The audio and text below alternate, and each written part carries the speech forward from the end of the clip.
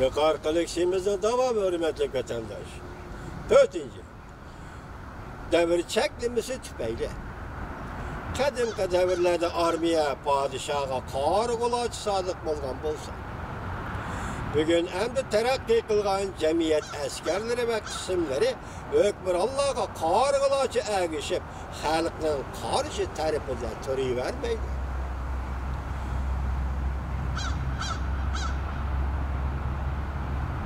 Mesela bugünkü Venezuela'nın prezidenti Maradona askerleri okşar.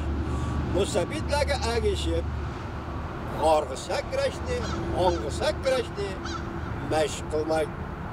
Saddam'a əgəşkən İraqdan Cumhuriyet Armiyasına okşaş, dəqiqi de şu haman gümran bulur. Siz itiraf kılamsınız, kılmamsınız. Yukarılarının əmisi göz aldığımız yılı 101 dağın işler. Bu münazırı talep kılmaydıgan pakettir. Dünya vaziyetinde alem şumul özgürüş yüzbedi. Yani hele çünkü çirekleşidir, lekin yemirilmeydi. Ve tatlı düşkürüvatkan mütehassisler seminağı selip koyay ki, derhal yüzünlerini soğuk su bilen juyup oygınınlar. Tarihini aynak kılıp, kisel bulup kalgan müşkni yol vas kılıp, körsetken beşirenlerini körüp bekinler.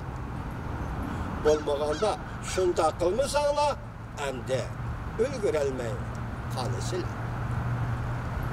Ve şundak deyişke, haklıkmez ki, çünkü Amerika Saudi uğraşını kançı ardı söylesem, çünkü tarafı şunca paydasız. Amerika tarafı şunca paydalık buludur. Çat el meblağının Cumhuriyet'in çekinişini özgertkilip olmaydıgan ekimge aylandı. Saudi uğraşını kançı arkığı söylesem, meblağı şunca köp çekinidir. Çat el meblağı çekingendiğin yetip geldiğin işsizlik dolgunu şirketlerinin takılışını keltirip çıkardı. Şirketlerinin takılışı tekimi kən gülemlik işsizlikle keltirip çıkardı. İktisat gümran bolgan çoğun vaziyetke duş kelgende.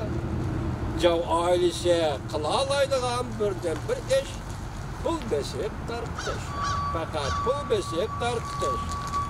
Qaraydıgan bolsak, bugün Venezuela Tünigenzin babı Doğuç kelgen ve onundan bir neçe yüz asi eğer bir vaziyetten Cunguğa yetip gelişine uzun kaldı.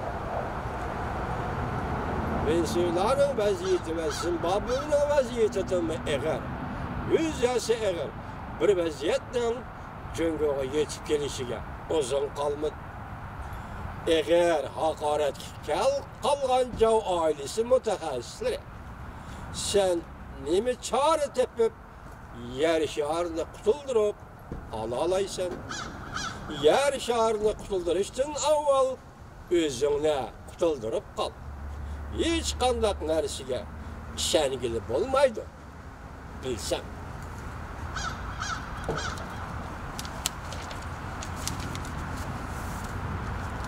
İşensen fakat halkla menfaatiyle işensen buludur.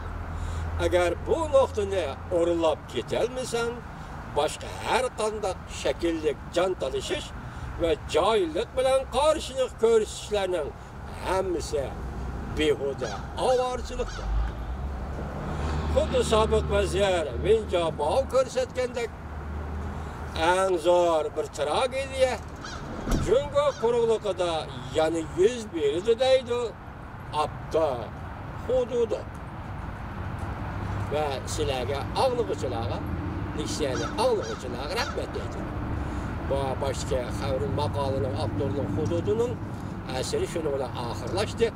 Endilikte yeni xəbəri gücümüz, yeni xəbər bunda. Türkiye Cumhuriyeti Birleşken Devletler Teşkilatı'nın Kişilik Hukuk Komitesi yığınında Cüngünün Şinjan musulmanlarını horlavatqanlığını tanqid qildi.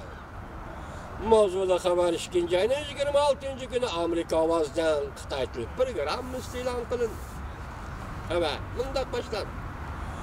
Türkiye yani bir qatam musulmon afzallikni xo'rlayotdi deb ayblagan yana bir qatam odatdan tashqari tanqid qilib, Jungoning hukumatining terroristlar bilan gunohsiz xalqni farqlantirishiga chaqiriq qildi. Diniy e'tiqod bilan madaniyatdan elishini qo'llashga chaqiriq qildi. Chet el matbuotlari munda xabar qildi. Türkiye Cumhuriyeti'nin Tashqi ishlar ministri Çavuşoğlu haftanın 1-günü yani 25-günü Birleşken Devletler Teşkilatı'nın Kişilik Hukuk Komitesi'nin yığınida mundaq ko'rsatdi. Türkiye Jungo hükümetinin zo'ravonlarga zarb berishini e'tirof qildi. Lekin diniy e'tiqod erkinligining hurmat qilinishi Uyg'urlarning va boshqa musulmonlarning millat madaniyati özlükki tan elish kapolatga ega bo'lishi lozim.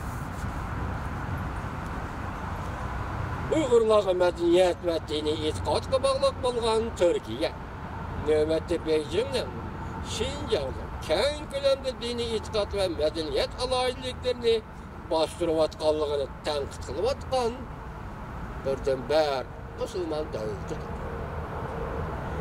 Türkiye Tashqi ishlar ministrligi bundan burun Jungoning Uyg'urlarga muomala qilish usulini insoniyatga qilingan haqorat deb tanqid qilgan.